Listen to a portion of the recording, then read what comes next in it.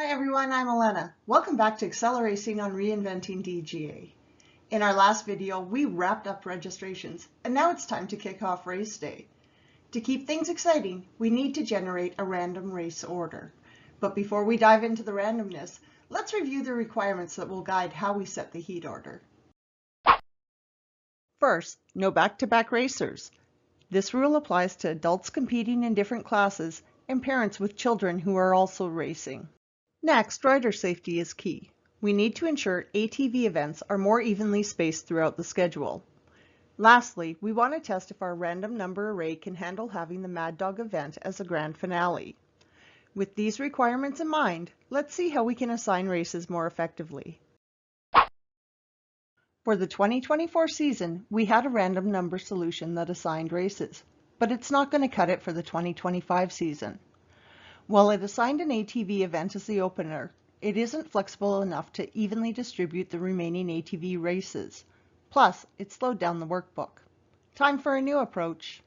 Let's quickly review the data fields we've set up to help us. First, we have a total event count.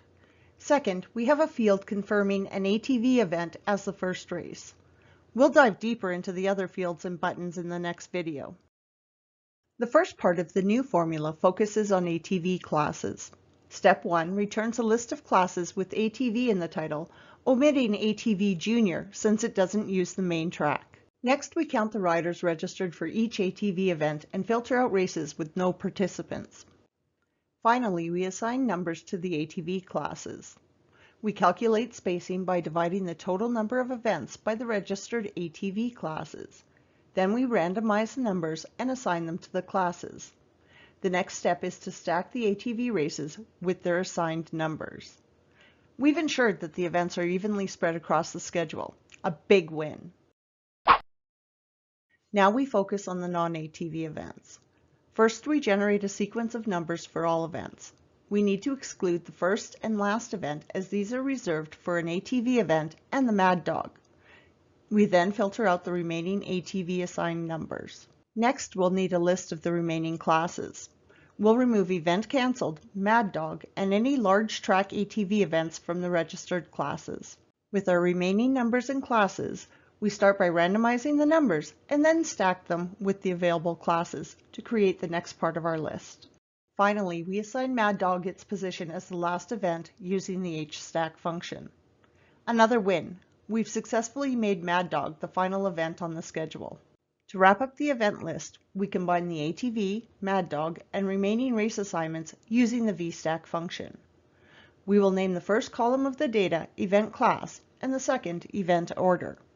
We'll also add a column counting the total registered riders per event, which we'll use later to set up heats. Before we finish, let's clean things up. First, we'll protect our complex formula by adding it to the name manager, preventing accidental changes. Finally, we'll use XLOOKUP to populate the first event box for a quick user check. As you can see, Excel's dynamic formulas offer a new level of solutioning flexibility. The result? We've successfully tackled random race order and met our new scheduling requirements. In the next video, we dive into solving the back-to-back race issues using GoalSeek and VBA. Plus, we're going to set up some additional controls. Thanks for watching. Be sure to like and subscribe. See you next time on Reinventing DGA.